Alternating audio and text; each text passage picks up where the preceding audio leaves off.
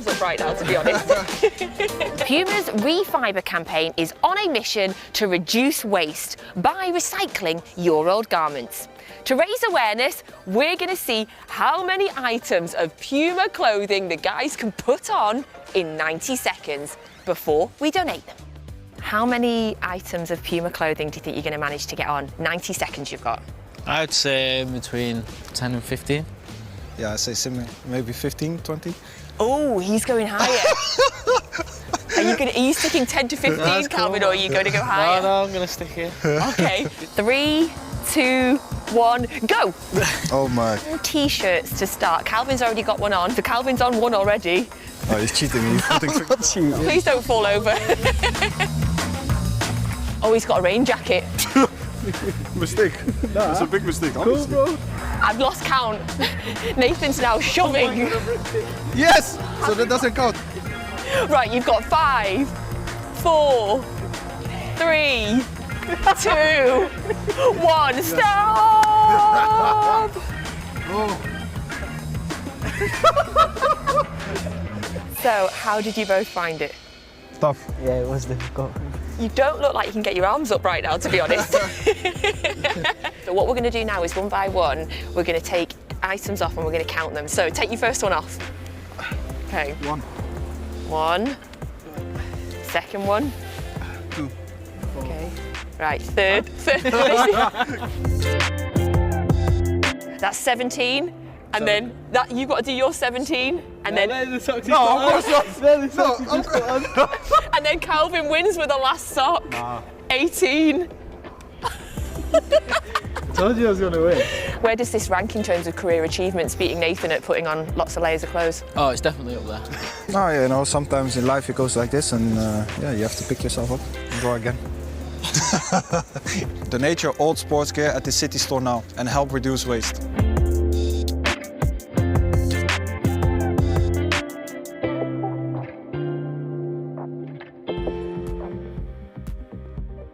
A very good afternoon and a warm welcome to Manchester to all our City fans around the world. And as you can see, there's something very special happening outside the Etihad Stadium this afternoon as we build up to our game against Leeds. It is Puma's campaign Refibre, where they are asking fans to donate their old garments to help reduce waste. And this is taken over City Square all weekend with those two legends there, Jolien Lescott and Sean Wright Phillips. They are hosting a special event. So maybe you're in Manchester or somewhere near and you're thinking, we're about to leave the house.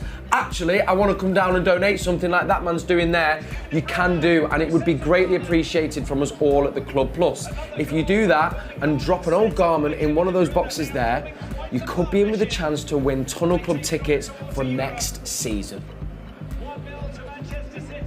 And a very good afternoon. My name is Cel Spellman. We are live from the Etihad Stadium as we build up to our 3 o'clock kickoff in the Premier League against Leeds, of course, hoping to increase that gap on Arsenal with them still to play. And don't forget that all-important game in hand. And to help me do that, I've got 3 brilliant guests next to me. I'm so excited for today's show. We have, of course, Mr. Michael Brown. Good afternoon.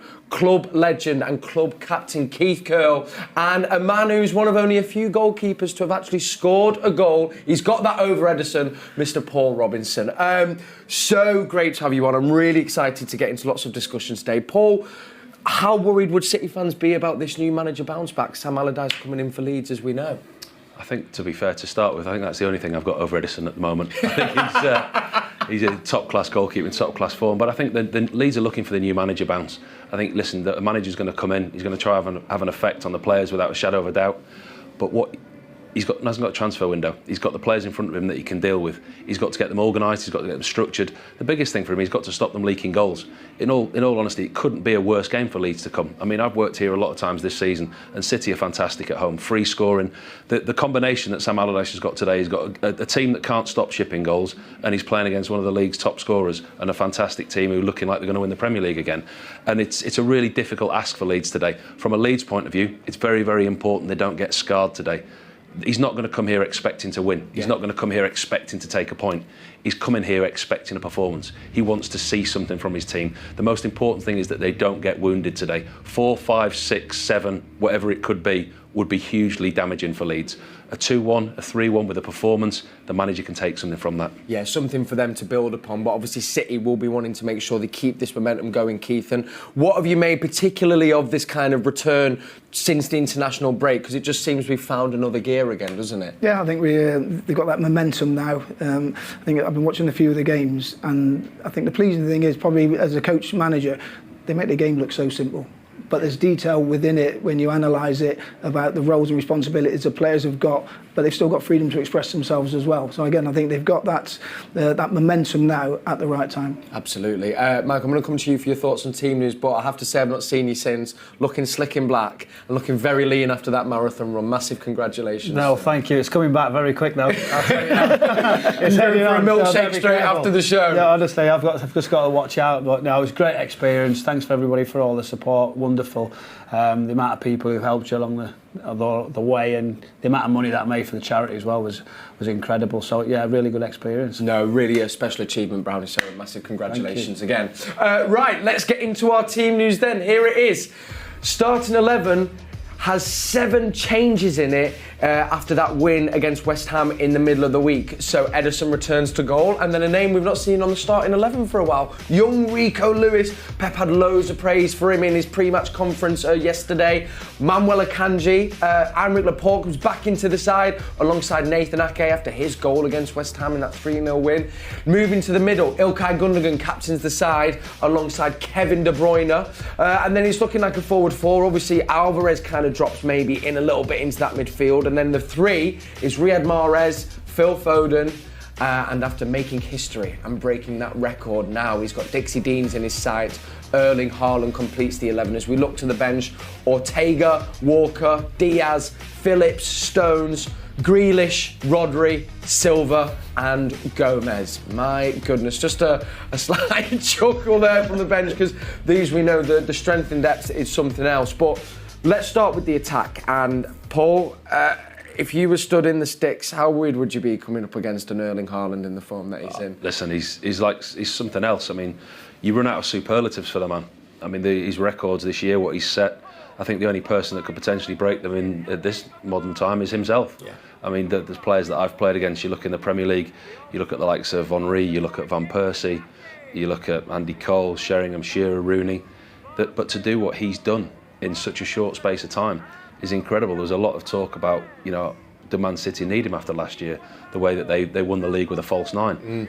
How they've adapted to play with him, how they've learnt to play with him. And, he gets criticised in games at times because he doesn't have as many touches. Like Gary Neville said the other day, he scored as many goals as he's had touches. He's just so effective. He's just a goal-scoring machine. I mean, to play against him, it's not a prospect you would look forward to. I think Sam Allardyce and his Leeds team would be looking at the team sheet today, hoping of all hope that Pep had got one eye on Real Madrid midweek, thinking, we're going to leave him out or leave a few out. I think the worrying thing is, Pep said last week he can get better, which is, his all-round game, which he can improve on. Which, I mean, you forget about how young he is. You forget what a handful he is. He occupies defenders as well. So in games where you think that he's ineffective and he's not doing a lot, he's occupying defenders, he's occupying centre-halves. And then you look at the quality that City have got in and around him. You showed the substitutes there. We all chuckled at the strength and depth. You look at the strength and depth on the pitch, who can score goals. Yeah. If Haaland's not scoring them, he's occupying the defenders, and what's the damage that can happen behind him is phenomenal. He's just had such a huge impact at this club. It's been massive, and again, I think not just as exciting to hear that Pep says he can get better. We forget that he's not even had a full season, Keith, with the team and with the players around him. And you guys know, after you build with the team season to season, it can get better. With someone like him, though, Keith, it's added another dimension to City's game. We've seen a couple now, the balls over the top. I'm thinking goals against Arsenal, Bayern Munich. I guess it's frightening for any opposition, but great for City fans, knowing now there's more strings to the bow in how they can break down teams. Yeah, definitely. I think everybody used to say that, put a high press, don't let them get into their rhythm of how they want to play the passing game. Now, if you go and put a front foot press, they just bypass the press, and then they can go and get hit Haaland and go and play off of him. I think the goal was against Arsenal, first goal against Arsenal when De Bruyne has linked up with him. That's not something that just happens. That's something that they would have worked on. I think that's the detail that Pep will go into. When the opposition are putting a press in, it's one of those, invite the press, then bypass it and get people in the right areas to go and support. Again, I think I've been asked a few times as a defender or former defender, how would I have marked Haaland, and you're like that. Being honest, individually you can't do it. You have to do it as a unit. Yes. You have to try and deny him space, deny the areas where he wants to work in. And again, the lad's got a good attitude and a good mentality, and I think seamlessly how he's fitted in to what City are doing, phenomenal. I mean, Jack as well, I think, gave an interview this week talking about he's never seen somebody with the commitment and the focus and the concentration he has. He's doing his 10 hours, training, whether that be on the pitch, off the pitch, his rehab, he's eating, kind of going home, sleeping well. All those details for any young players out there, Brownie, make a massive difference, don't they? Well, they've got to, haven't they? You've got to give everything, one shot at it. There's a few question marks over whether he's had slight niggles, injuries, how he has to manage going forward with the amount of games. I think the club have done really well with that, taking him off in games, making sure he's ready for the next one. I think that's been key. So obviously his own teammates are telling you the dedication and the detail that he's having. So it's infectious in the dressing room. It's all around it. It has to be at the level it's at. But just talking about Erling Haaland, I did a show on him yesterday with the BBC iPlayer about all of the things he did, and there's a list of records that he's done so far with the type of goals, the different things he's got. And as someone who can still improve, against Arsenal we've seen a different side of his game, where he's dropping back in, linking up a little bit more, and maybe City playing to some of his strengths with that. So they said it's brilliant. The setup's going to be interesting as well, isn't it, today? In that team news, how is City going to go? How are they going to support, and what's the role for Alvarez in and around Haaland? Speaking of records, Brownie, quickly, he's obviously broke the all-time league goal scorer against West Ham. Dixie Dean scored 63 in the season across all competitions. Haaland's on 51. So if we think there's 6 games to play here, an FA Cup final, 2 legs against Real Madrid, who knows, dare I say, possibly a trip to Istanbul. Do you think he could make? Was it without the realms of possibility he could do it or not? Keith, how come you're smiling? You never say never. I think it's a big ask, but again, I think Have you seen Leeds' defence recently? It might be different at quarter to final. Yeah, but he might only play half a game. That's the problem. He could have 6 by half time. We'll see. One mention then of the players around him. Mahrez is there. Obviously, Grealish maybe rested. Pepper's just said, I think today's team, 7 changes, a lot about wanting fresh legs. But I wanted to quickly speak about Julian Alvarez, and we've seen him now. I think he started the last 3 games in a row, and there was that chat, not only can Haaland work with City, but can Haaland and Alvarez play together, and I think we're seeing the camp all. Yeah, absolutely. And I think there's times in games where you see them play together. I think they're both very, very different, and they both offer something different together. And I think Alvarez is obviously going to be deployed in a deeper role. And I think when you look at the 3 that they're playing behind Haaland, Alvarez will probably occupy that centre role today. I think he might just have a little bit more freedom than we used to see in the player whoever plays in that role. I think you look at the players, Mahrez will go out on the right and they'll have a pretty much of a structured side, but the interchange between those 3 players, I think they'll have a freedom to do it, but I think we'll see Alvarez in that number 10. I think Pep will still worry about the midfield being slightly lighter, not having Rodri, Kevin's responsibility going back. So Alvarez will be in and around it at times when that counter comes in, Paul. So that's going to be key that he understands it. He certainly wants to do that work rate, but he's got to do it in the right way. So the balance, whether Rico Lewis is going to come in to have that support to be able to Alvarez to go and empty those spaces, I think it's going to be. He's probably done that. He's probably tried to second guess Sam, hasn't he? Because Sam said in midweek that they're going to try and stop the supply line to Haaland. So that immediately says we're going to pack the midfield. Yes. And when you look at the Leeds team today, it looks like that's what they've done. Yeah, well, we're going to bring that Leeds team in just a second. But before that, let's see what our commentary team in the form of Alistair Mann and Andy Morrison are thinking. They are pitchside giving us their thoughts. Thanks, Kel. Welcome to Pitchside. Alongside me, co-commentator today, of course, former City captain Andy Morrison. Andy, you've had a few minutes to digest the City lineup. 7 changes. Is that an eye on Real Madrid? I think it has to be. Such are the players and the roles they played this season, the amount of games they played. And you'd say they're starters going into the Madrid game, but the team that's out there more than enough to win a game of football. I think one of the most eye-catching things is that there is Kevin De Bruyne and Julian Alvarez. You sometimes think it's one or the other. What does that tell you? Well, I think he'll be going with 2 10s. We spoke about this earlier on.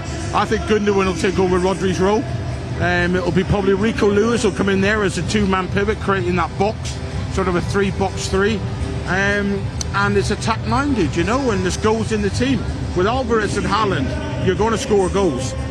So it's we don't normally see that many changes. It's significant, but I'm excited by the team. Really am. One thing that's fascinating is that we often wondered if Alvarez would go alongside Haaland as a sort of genuine two-pronged attack, but you don't see it that way. No, I think in possession of the ball, after a certain amount of passes, maybe on the second or third phase, he may join. But I think initially he's a link play in between the two, and he's also in a position for the turnover.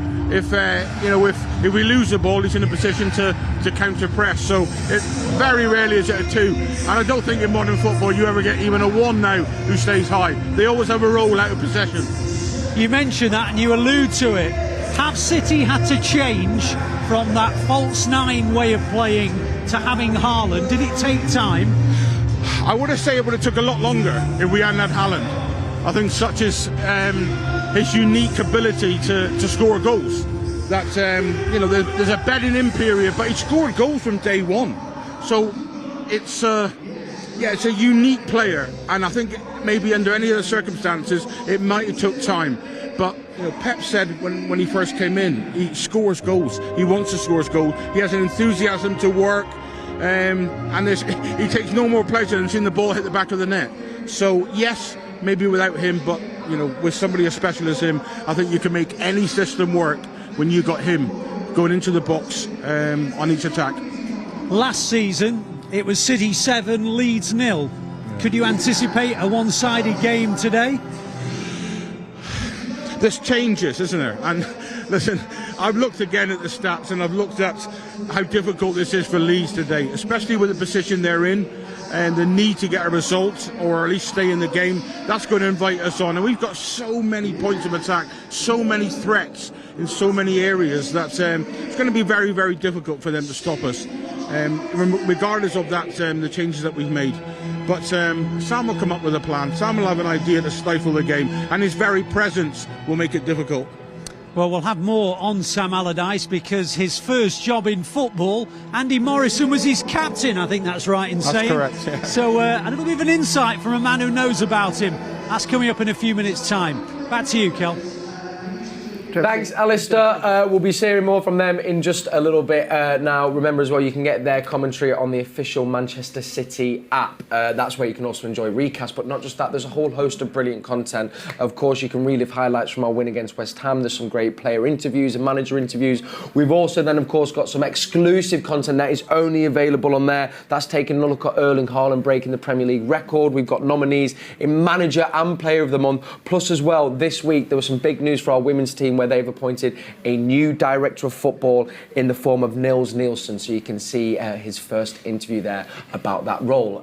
Plus as well, WhatsApp, if you want to get involved with the show, we've got a brilliant panel today, 2 debutants, so maybe you've got some burning questions for Keith or Paul, or maybe even you want to ask Brownie something, send those into the WhatsApp number below. I'll get to them in a bit.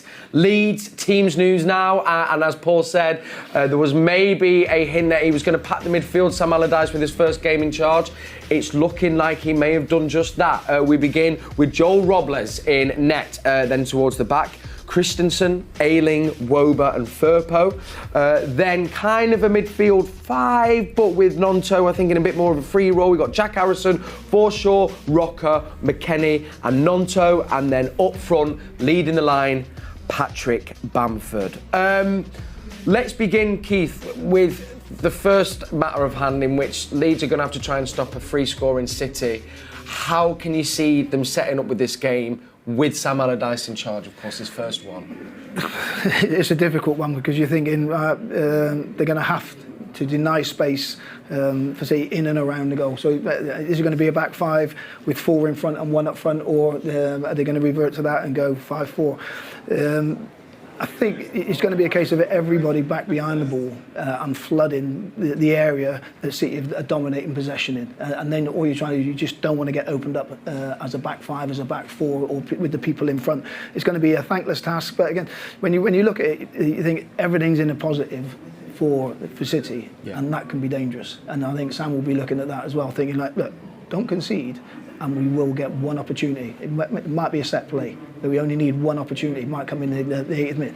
Again, I spoke to Paul earlier on, who just said the Leeds defence is a weakness. Again, City will know that. So again, they want to move the ball quickly, they want to dominate possession of the ball, and they want to get in and around the action area, their goal, as quickly as possible, but then get the numbers into the box to affect it. It's a kind of a bit of an ominous task for Leeds, Brownie, coming here. But then I guess, as well as Paul said at the start of the show, Sam will be maybe thinking, all right, if we're not going to win it, he needs to see stuff that they can, help them with this, really crucial part of the season for them. He's got no choice. He's got to find a system, a model where he's going to actually be harder to beat in the remaining games. It might not happen today, but he's got to see trends. He's got to see certain things in people's games where he could go and address it. He could show them an analysis afterwards, half-time, which obviously will be trying to address these situations. And sometimes you do just get unlocked, but it's going to be that system and setup. I mean, Sam predominantly for a lot of years would have said, right, we'll have a back four, we'll sit in, we'll get protection in front if needed, percentage as well for set pieces in different areas. So I think Paul would have a view as well, thinking possibly you thought maybe Erling might drop into a more central role in defence, but we don't know how he's going to set up. He could set up with a three, he could have Erling on the right hand side and Harrison on the left and have a back five and be really tough there. But listen, I think they've just got to have desire. Leeds supporters are going to demand that for sure. They're going to have to really have some grit. But we've got to be a little bit wary from a Manchester City point of view that they can certainly score a goal. That's for a given. That's what they have done. But he's got a lot of work to do, Sam Allardyce. But Paul, how can we maybe think that Sam's going to set up these teams? I mean, you were great to have it when we were working through the team, but what was your interpretation of that 11 and how they are going to set up? Well, looking at players you've got, it looks like Luke Ayling will play centre-half alongside Roebuck. Yeah. Christensen at right-back, Firpo at left-back, and then for me he'll play a midfield three, Rocker, McKennie, and Adam Forshaw, who he's brought in today. And then he'll have Harrison and Gnonto, and out of possession, he'll tuck them in and make a five-man midfield and make Leeds hard to beat and break down. But what was your thoughts on Forshaw? Do you know when you bring Forshaw in that middle? Obviously, he hasn't played so much. What do you think? Well, he's missed so much football, hasn't he? He's been fit for a while, but the old manager just hasn't fancied him, hasn't played him. But I think defensive-wise, I think even if he gets an hour out of him, the one thing that Leeds do lack is leadership on the pitch. They haven't got leaders. Liam Cooper's not playing, Luke Ayling's captain, so by putting Forshaw in, you put a leader on the pitch. It's a massive ask. And then flipping back to what I said earlier about what Sam said in midweek, we're not too focused on stopping Haaland, although we are, but we're focused on stopping the supply to him. Yes. So that immediately makes you think that we're going to flood the midfield. And they're the shots you're looking at. Ilan Meslier there. They've changed the goalkeeper again today, which is another huge decision what Sam's taken. Listen, it's a massive ask for Leeds today. They're playing against the most. Is that worse, Joe, when he changes the goalkeeper? Do you know when he changes the goalkeeper now? Yeah. So where does he go from him who's played for so long, Meslier? Yeah. We've seen him made some great saves and be getting more consistent. So if another goalkeeper coming in, where does he go if that doesn't work early? Do you know, from a goal? It depends how he's handled that situation. Whether he's gone to Meslier, he's gone, look, listen, Mellier's in a real dip at the moment. His form has been really poor. And I've been there and done it. You try and work hard and you work through it and you want to keep playing. But sometimes you need somebody to put their arm around you and say, look, you're having a rest. I'm going to bring you back in next week. Whether he's looking after Meslier thinking, look, it's going to be a really tough day for him today, he could be under fire quite often. He could make mistakes again today. He's going to put Robles in for one game and then bring him back in. But Robles could come in today and play really well. It depends how his man managed the situation. For me, it's a big decision because Robles is 32, 33. He's played a handful of first-team games. I don't think he started a Premier League game for Leeds. So it's a massive decision for him today. On the subject as well of hoping to get a goal, I think one player who I've loved actually from the minute I saw him come on, I think off the bench at the beginning of the season is Gnonto, and he's got three goals in his last 6 appearances. He's definitely one of those threats, and only 19, Keith. He looks a great player. Yeah, again, he's got that youthful enthusiasm. Again, and I think just touching back there on what Sam's mindset, I think he will simplify everything for the Leeds players. Yes. I think that's massively important that they go out in a positive frame of mind, but with the accountability. Show me what you got. Yeah, you're playing against the potential league champions, best team on the planet. Show me what you've got. Now that can alleviate some of the fear, rather than being too caught up on tactics and the infrastructure of how he wants the team to shape. Sometimes simplify it, keep your message short, and it's one of those, show me what you've got, chaps. This is what I'm working with. And speaking of Sam, you know, it's something that he's been familiar with, but with you guys being in the game, I wondered why is it that they turn to Sam, Brownie? What is it that Sam does? That's going to be interesting. Well, we've just seen, obviously, at Crystal Palace, we've seen the bounce and the turnaround. what's gone on there. We've seen Neil Warnock do it with Huddersfield, an amazing escape. So they're looking and thinking, well, they tried doing it at Hartlepool. They tried doing it at Hartlepool and Mr. Keith Curle. When our home time struggled. We'll have a word about that. They've just got relegated. We can get that in vision in a bit. We'll talk about that. The late challengers coming in a minute. I don't blame you for it. It's honest. The home town we got relegated, League Two. But that's for another story. But it is amazing, isn't it? How the sort of the trend comes back. All of a sudden we want to obviously bring the younger coaches with different ideas. We want to play in certain ways, we want to do certain things, and we seem to be in a fashionable way. But the experience that these guys have had for such a long period of time, and even their age, it's just incredible that they keep doing it. But as you said, they're not phased. They go in and around and just you give you the pointers that they've done for so long. And they're not desperate to go and actually prove their career. They've already done that. So there's a nice calming influence in the dressing room. Were you calm? Very. You think you were in the situation? No, I could lose it when I needed to lose it, but ultimately I tried to take the pressure away from players and simplify the messages that I get. And again, I think when you look at Sam, I think there's an honesty about how he will speak to his players and the demands that he will put on those players as well. He will expect them to win challenges, to run hard, and I mean do the hard yards as well, which got to be done. There's no hiding place where you're out on that pitch. And again, all he will be saying is, "I'm looking at you." Do you think he'll try and make it relaxed, Keith? Do you know, in the dressing room environment, because it gets quite tense. With different managers, for instance, a Neil Warnock that we both know, he's made it like you can have a laugh and a joke and make it quite cool and say, "Good luck today, lads, because these are brilliant." And you sort of just have a laugh and say, well, it just softens that spirit. Or you keep. I think, and that's part of the man management. I always remember, like with Neil, manager that we both worked for as well. He'd go around the players before the game and say, like, "Are you nervous?" And he'd be like, as a player, think, "I don't want to." No, I'm not nervous. And he'd be like, "I am," and I'm not playing. I guess it's beautiful though. You kind of getting that level from a manager just to kind of try and calm you down a little bit. You've got to get a positive message. You've got to get a positive. I played for him for 2.5 years at Blackburn. Unbelievable. The way he was personable. For me, I like to manage who was honest. If you weren't very good and you weren't playing, he'd tell you why you weren't playing. He'd tell you what you were doing wrong and tell you everything, whether you liked it or not. His door was always open. Yes, he's an old-fashioned manager, but his modern way of thinking and his man management skills were second to none. And that's what this Leeds team need. They need to be facing the right way. They need to be organised because they've been so poor recently. There's no better man for the job at the moment for Leeds than him. Listen, there's a whole thing about Bielsa to Allardyce in 18 months. Nobody's saying this is a long-term project. Nobody's saying Sam Allardyce is here for the next 4 years. This is how we're going to play. This is the vision of the club. No, what they're saying is we're in deep trouble at the moment. We've got 4 games to stay in the Premier League, which the last time we fell out of it was for 17 years. There's a takeover about to happen at the club if they're in the Premier League. The owner's looking at that. This relegation or promotion, staying in the Premier League rests on that. This is a massive roll of the dice with somebody who's experienced, somebody who can manage a group of players, who's tactically aware, who can organise a team and get more out of players than other managers can. Listen, this manager was seen once as good enough for England. So he's not a bad manager, and he's the best man manager that I've ever worked for. This is by no way a long-term vision for Leeds United. If they employ him at the end of the season and say, look, this is our vision, this is going forward, then you can understand the Leeds fans talking and saying, you know, this is not what we want for our club. We've gone from Bielsa, the way we were playing, to this.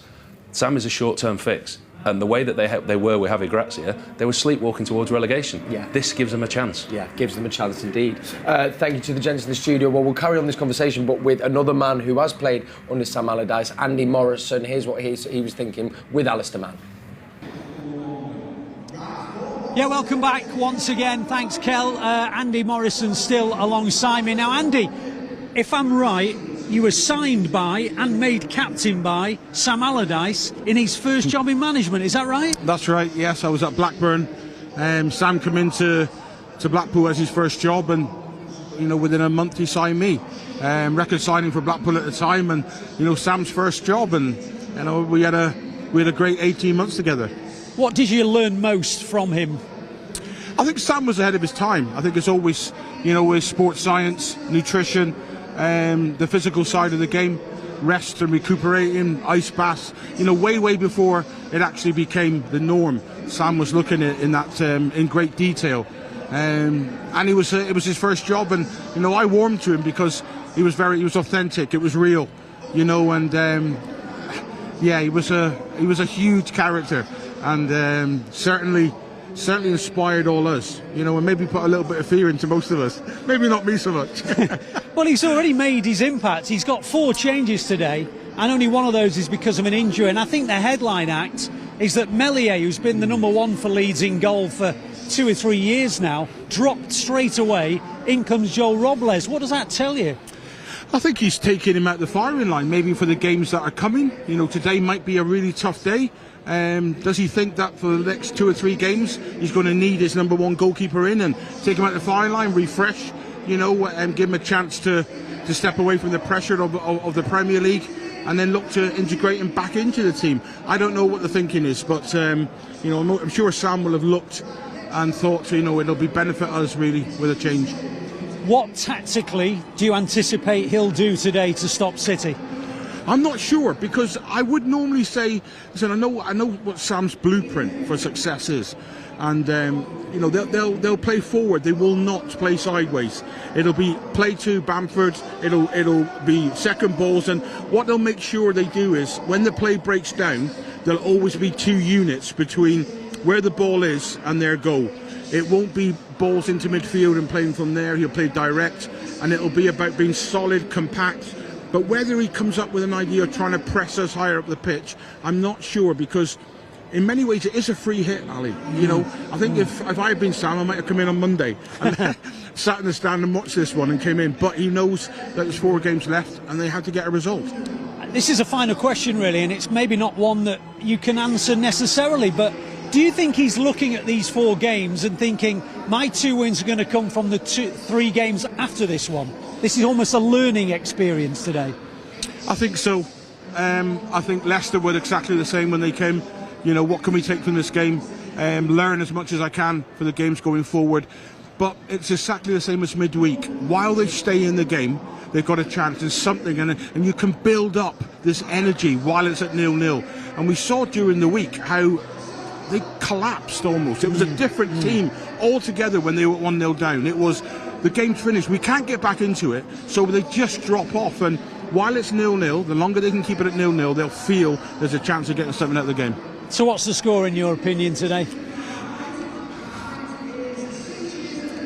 I'm going to be brave. I'm going to be brave and say 4-1.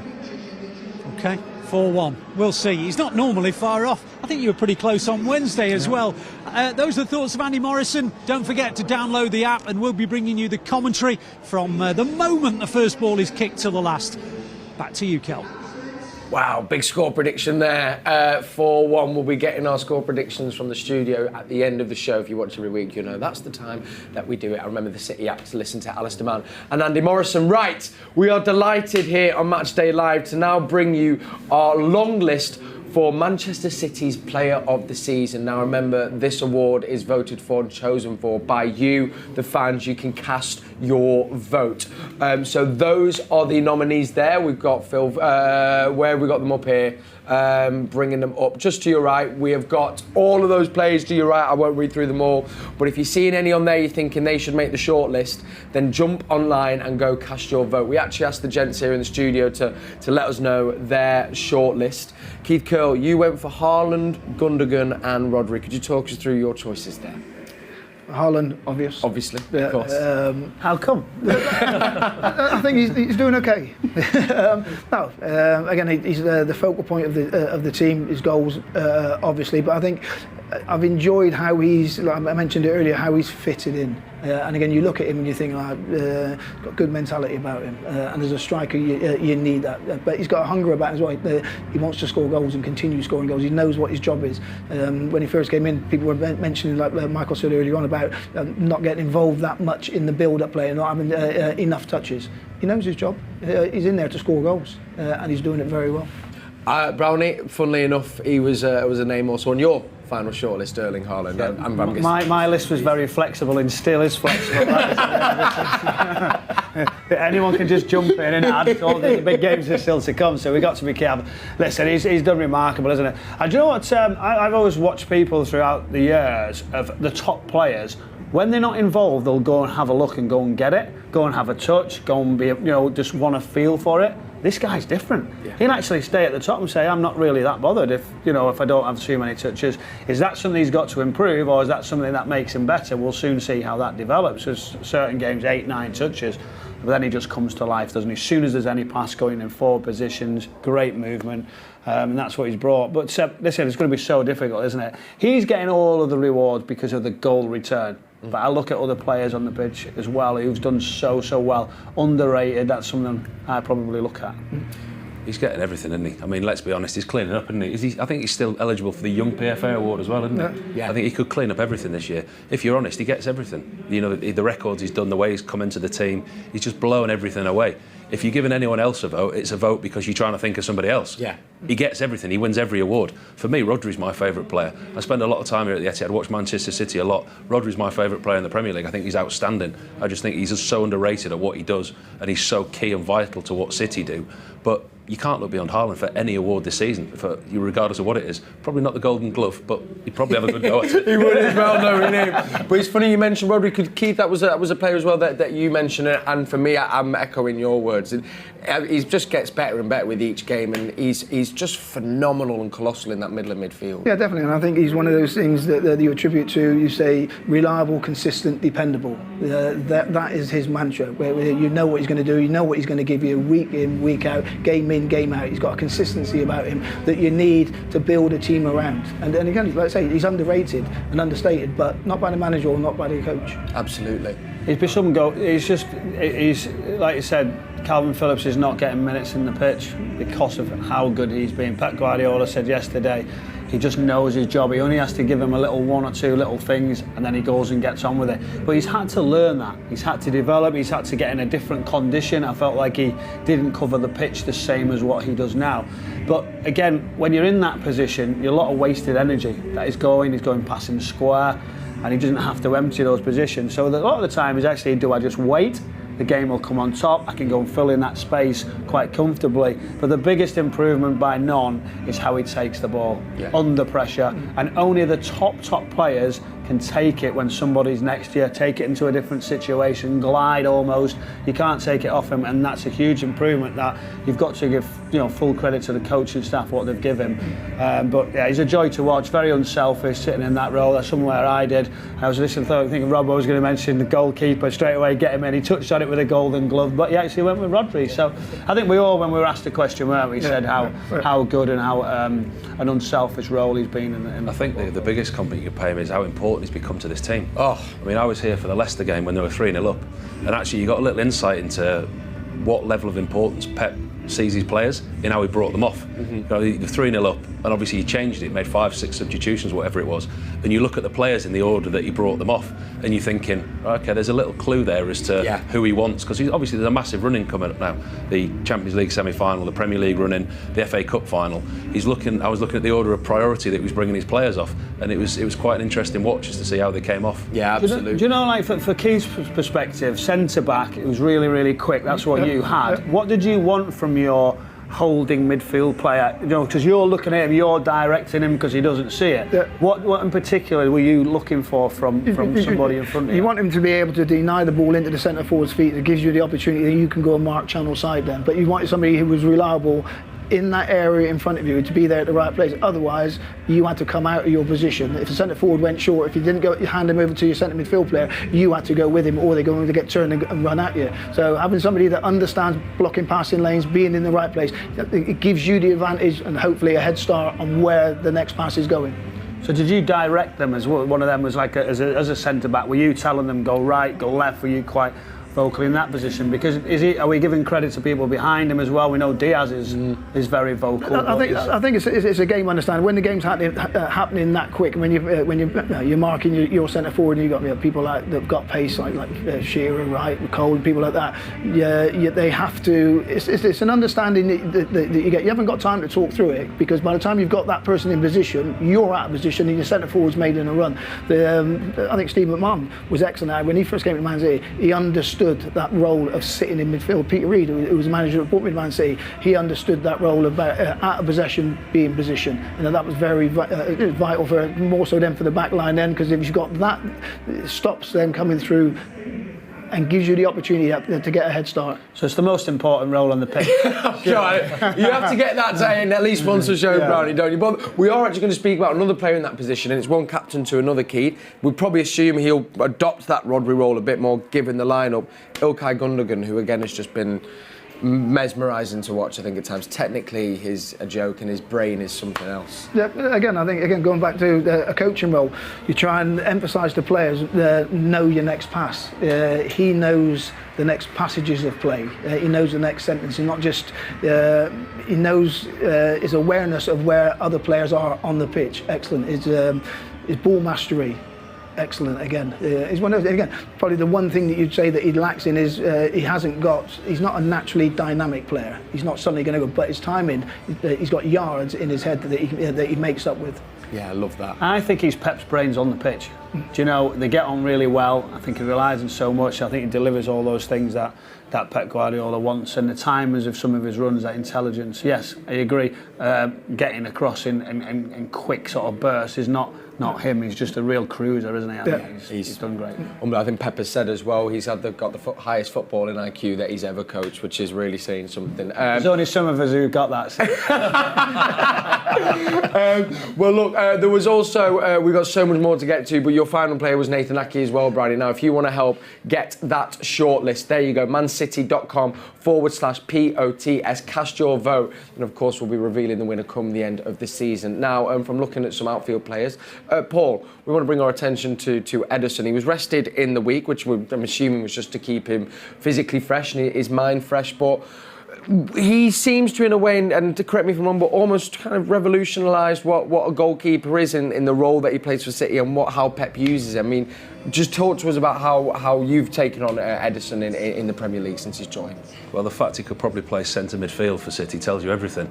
I mean, the way that goalkeepers now, the role has changed with the way that they're used as an extra player.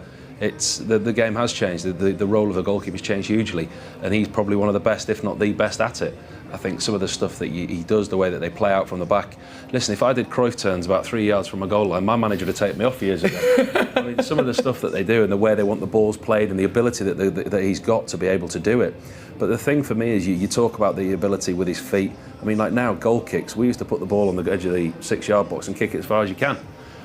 These now have centre-halves passing it square across the goal to the goalkeeper to start the play-off, which is a completely different way of thinking, and it's brilliant. And he is very, very good at doing that. But what you can't get distracted from is the art of goalkeeping. Yes. Listen, let's be honest, the goalkeeper's job is to keep the ball out the net. Whether he can do 4 Cruyff turns and set up a goal is irrelevant if he can't keep the ball out the net. Agreed. But he can do that as well. Him and Alisson are the two, for me, are the best at doing that. The thing with playing for a team like Manchester City, he's not always going to be busy. He's getting 1 save a game to make, if that, some games. The concentration levels that he needs, the ability that he has to have up here, so when he's called upon, have the concentration to last for 94, 95 minutes. And throughout that game, listen, as a goalkeeper, it's easy if you're making 10, 15 saves a game because your mind's in the game. Do you think he's got better with that, though, Robbo? Do you know of not being involved? Do you think he's got better at that? Because I've seen over a couple of seasons that someone would run forward and he'd go and dive at his feet. You know, he wants to be involved, come out, and now he's sort of saying, you know what, I'll wait. And trying to get involved when you're not. And you go looking for things to do. The worst thing for a goalkeeper is going looking for things to do, making bad decisions. Goalkeepers do that generally when they make mistakes. We saw Jordan Pickford used to do that a lot. He's worked on himself and worked on his game. He'd make a mistake in a game, then he'd go for a cross or a ball that's not his because he's trying to get involved and do things, get involved in the game. But he doesn't do that, Ederson. His decision-making is excellent. I think the hardest thing as a goalkeeper is depth perception and the through ball. His depth perception and reading the through ball is incredible because Pep actually wants him to play really high. You watch him during a game when you're inside the stadium. Obviously, the camera doesn't focus on the goalkeeper, but when you're actually inside the stadium, watch the positions that he takes up when City are in possession because he's not just stood at the edge of his 18-yard box. He's 10, 15 yards out. If the ball's on the right-hand side, he makes an angle. He's an outfield player with gloves on. Yeah. He makes an angle for his defenders. He knows that if it is a defender in trouble, they turn. They know that he's not just going to be stood in the middle of the goal. He's going to be on an angle where he can start the play and start the passage of play on another side. And I think he's got better, and I think he's commanding of his box. And I think the respect that he's got with his back four, because it's not the same every week, whether it's a back three or a back four.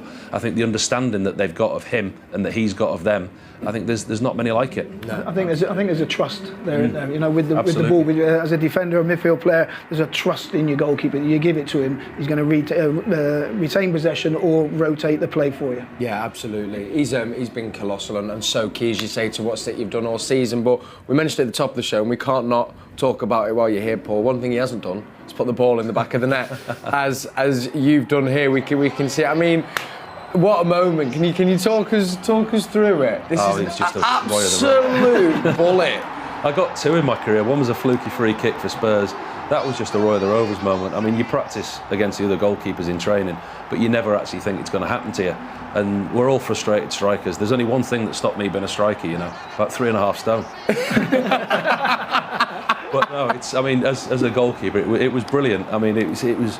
We were really struggling at the time at Leeds, potentially getting relegated that year. We managed to stave off relegation, but we were struggling in the league, and at that time we were looking like we were going to get knocked out of the league to lowly Swindon. It was a great moment for me, one that I'll always remember. And for my fantastic 22-year career I had, everyone I meet just want to talk to me about my 2 goals. And so do we here on the show. Listen, that is Paul Robinson there next to me, Keith Curle and Michael Brown as well. We're enjoying that goal. Maybe Edison will get that at some point in his City career. That's all he's missing, really. But one man who's definitely been enjoying this season, and he sits just opposite us over there, is a man who goes by the name of Alfie Haaland, Erling Haaland's dad. And we can now see what he's been making of our game against season. I think the season so far, because he's pitch side with Nat. Alfie, a big welcome. Today, of course, 2 of your former clubs. We know you have a special relationship with Leeds and with City. It must be a very special day for you today. It's a great day. I enjoy very much to come in and obviously watch my son play. So I've had some good memories from both obviously Leeds and Manchester City. So it's always good to see them. It's good to have them back, both back in the Premier League. And Alfie, as a former Manchester City player, this is a very different club to the one that maybe you was around years ago. You know, what do you make of this current Manchester City? Yeah, just a bit, yeah. No, but we had a great time when I was there. You know, it was a good club before. Obviously, it's come on a lot the last few years. So it's great to see that they become one of the best clubs in the world. You know, we couldn't dream about that. It's like 20 or 25 years ago, but it's fantastic to see. And of course, one of the best clubs in the world, and of course one of the best players in the world, your son. You must be extremely proud of the transition that he's made, to have come from Germany, to have come straight into the Premier League, and to have just made it look so easy. I can't imagine how proud you are. You mean it's better than me? Oh. No, never. I'm very proud. You know, it's great to see. You know, he's always loved English football. We've seen a lot of the Premier League games, and it's been a dream of his for a long time. So finally here, he had a great time in Germany also. But obviously, it's very special to play in England. One thing that I think every City fan kind of notices with Erling at the moment is he's playing with a real smile on his face. You know, he almost looks like a fan that's got this opportunity to play for Manchester City. Is that how he feels? And do you think that's been quite conducive in terms of his goal scoring and how well he's kind of made that transition into this side? Yeah, you have to love it. I think, you know, it's a privilege for the players. You know, if you play for a great club, just to play in the Premier League, you should be happy. You know, it might be for a short time of your life, and if you can't enjoy playing at this stage, you know, you have to. You know, something's wrong with you. You know, so I enjoy when he smiles. I enjoy when he celebrates even more the goals from his teammates. It's great to see. So. It's one thing I obviously like with him. We love seeing you and him celebrate. The celebrations are amazing. I have a 5-year-old son. I imagine there's a lot of parents in here. What were you doing with him when he was 5 and 6 years old? Have you got any tips for us? Were you running drills with him in the garden? I gave him a lot of milk. Okay. Milk, lasagna. Milk and lasagna, and just train hard and enjoy what you're doing and. Be happy, yeah. And of course, as his dad, you're his biggest fan, like everybody would be with a son playing football. But Did you really expect him to have the impact that he has? I mean, obviously the other night he broke the Premier League single Premier League goal scoring record. Did you even dream that this could have been a possibility in his first season? Yeah, we dreamt of it. We didn't think it was possible, but obviously he plays for a very good team, and yeah, it was a dream. There was a reason we came here, and it was a dream, but we didn't expect it to happen that fast. No. Well, we're very glad that it has, and listen, hopefully there's a lot more to come. He's 22 years old, he's got the world in front of him, and hopefully it's at Manchester City for a long time. We really appreciate your time. We know that you are a very busy guy, so if everybody could put their hands together, former City captain, Mr. Alfie Haaland. And It is just so brilliant to have Erling's dad there, Alfie Haaland, speaking with Nat pitch side, and as I say, they sit over there as well, and it's always great seeing him celebrate with his son. Speaking of celebrations and chants, we've had a question come in for you, Keith, which says, do you remember the curly whirly chant the City fans used to sing for you? Curly whirly. I still get it now when I go out and about. So today, turning up at the game today, the older generation, or the slightly older generation, it's my chant. And a quick question, actually, kind of off that, I think, which has been sent in and from myself. But just quickly, your time at City, of course, those years, captain as well. Do you look back fondly on that time? Yeah, very much so. I had 5 fantastic seasons here. The club was going through a transitional period. Unfortunately, the ending of it was not what anybody wanted, but. It was a massive step up for me. I think at the time, £2.5 million, most expensive defender coming in. But I was lucky that I came into a good group of players, the fantastic fan base and support network, and playing at Main Road, completely different to what I'd experienced coming from Wimbledon. Again, who have been successful, but it was another level coming up here. Absolutely. Well, I know the fans have got much love and admiration for Keith as well. Centre half of his generation. He was the quickest. There was one in particular that I really liked. It was pre-season. I've said this loads of times. And that was I was a youngster, 17, whatever, joined the first team to do some running, and we were doing these. It was just off the Princess Parkway in Manchester on those fields. And I remember Curle was in the first group, I was in the second, and it was like a 400-metre lap. I remember he was talking, and I go to him, listen, your group's, they're going. He goes, oh, it'll be all right. So the group had all gone miles, and he just set off. And he's just gone all the way, just ran back in. And I've gone, how has he done that? I mean, it's ridiculous. So, yeah. And then he was always wanting to just sit and relax, weren't you? Well, no, strange enough, that was a season that they got rid of me. I've been told then I was earning, strangely enough, I was earning too much money, and it was a financial decision by the football club that I had to go. Ah, okay. And you're like, well, I don't want to go. I said I had 2 years left in my contract, so I don't want to go. And he said, well, unfortunately, Wolves have come in, they've paid money for you, you've got to go, you're not going to be a part. He's still not spent any of that yet, though. Still waiting for him to get us a drink. Don't start me on that. No different, though. If you've just tuned in, you can see Michael Brown, Keith Curle and Paul Robinson with me here on Matchday Live Studio. Quick recap of the start at 11, 7 changes from the game against West Ham. Ederson in goal, Rico Lewis, Akanji, Aymeric Laporte and Nathan Ake. Gundogan captains the side alongside Kevin De Bruyne, and with that forward 4 we're thinking is Riyad Mahrez, Julian Alvarez, Phil Foden and Erling Haaland. Let's look to our midfield and a little bit of the defence as well. Paul, Kevin De Bruyne back in the side. I'm sure Leeds were hoping not to see his name on the team sheet. Listen, today. I think Leeds were hoping that none of the lads turned up. I think they were hoping for a dodgy lasagna or something last night. I think it was Leeds' best hope. I mean, you talk about resting Kevin De Bruyne. I mean, he's one of the best, if not the best midfielder of his generation in the Premier League. I think the way that Pep's man managed him this year, I think he's raised a few eyebrows at the games that he's been left out of. And let's not say left out of, let's say rotated. Let's say, rested and moved. And Pep's very, very good at analysis. We know that these players are looked after and they're given the best of everything. The analysis and personal assessment of these players every single day is what Pep will pick his teams on. He won't just pick a team for Saturday, he will pick his team for Saturday in 6 weeks and every team along the way as to what's best to play against the opposition, how he wants to do it, and he will have games earmarked for what players he wants in what positions against what teams. That will change because of injuries and performance-wise and levels of fitness and what results. Is he the key to back. Champions League? Him. Does he need to play for City to win the Champions League? He needs to, but I think he's massive for them, I think he will do. I think you see Rodri, him and Haaland, they're his 3, aren't they? Yeah. They're his 3 go-to players. And I think for him where he is at in his career, Pep is very, very aware that he has to have him at his absolute optimum for the games that he wants him in. Yeah. I don't suppose that he's picked, in all honesty, I don't think he's picked Kevin De Bruyne today because he can unlock the Leeds defence. I think he's picked him to get a certain amount of minutes in his legs, looking for Real Madrid, looking for further down the line. Absolutely.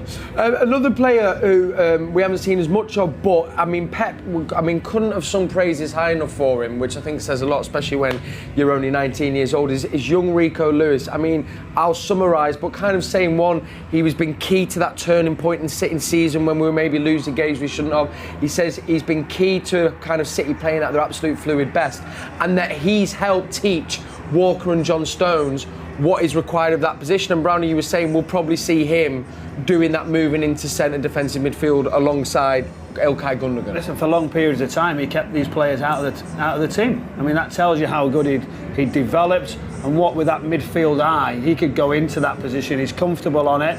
You've seen Pep Guardiola pick him at left back to then come into the midfield area and drop back into the four from those positions. He's got to really understand that how far he's come. Not to be too disappointed, which is easy, isn't it, from a young man to playing every week to then saying, well, you've not played for a period of time, but he's got to realise what this team's all about, what the squad is.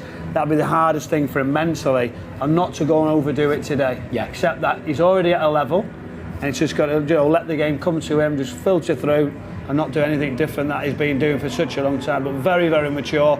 And do you know what? He's got a bit of grit as well.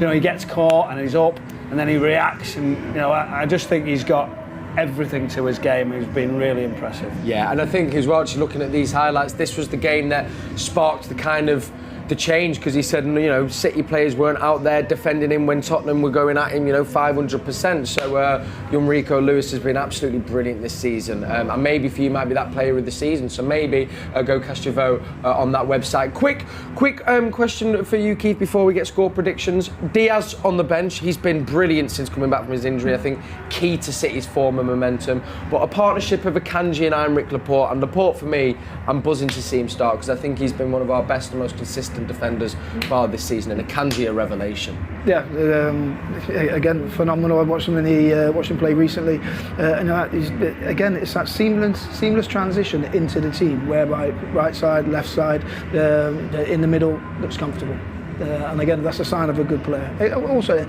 again, I think a lot of players nowadays, they look at how City play and they think, I could play in that team. I know Michael certainly thinks that he could play in that team now. Well, look, the boys there early, of course, because of the big day today. It's going to be slightly longer as we build up to kick-off. So as they're in the mezzanine, we're going to just pause here in the studio. We'll be back at half-time, then full-time as always. Thank you so much for watching. But before I go and say, come on, City, let's get predictions from our guests in the studio. So, Brownie, because of our guests, I'm going to have to start with you.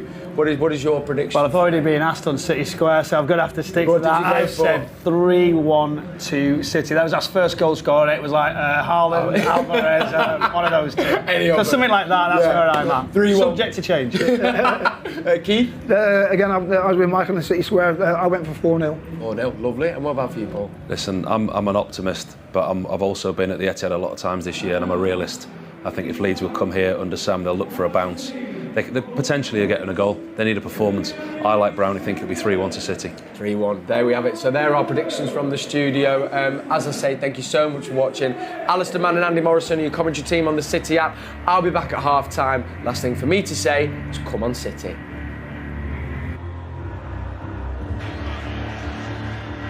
Well, welcome to yet another dramatic day in what has proven to be a very exciting title race. The Blues a point ahead of Arsenal, but with a game in hand which I suppose you could say is about to be played against Leeds. That said, Arsenal of course play tomorrow, but for the first time this season the Blues are ahead of the Gunners, and it is they who have played a match fewer. You would think, certainly from the genuine feeling across the so-called experts, that this title race is done and dusted. But there are still plenty of twists and turns that could take place. And with the Blues, of course, still involved in the UEFA Champions League, this match is just ahead of the two-legged semi-final against Real Madrid. And just to add a little more intrigue to this already fascinating tussle with Arsenal, today the Blues are up against a Leeds United team who have changed their manager for the second time in 2023, appointing the long-time and experienced manager Sam Allardyce, who among his many achievements during his glittering career was even briefly in charge of England. Well, Sam Allardyce has certainly already had an impact. He has made some interesting headlines with some of the comments he's made in his press conference.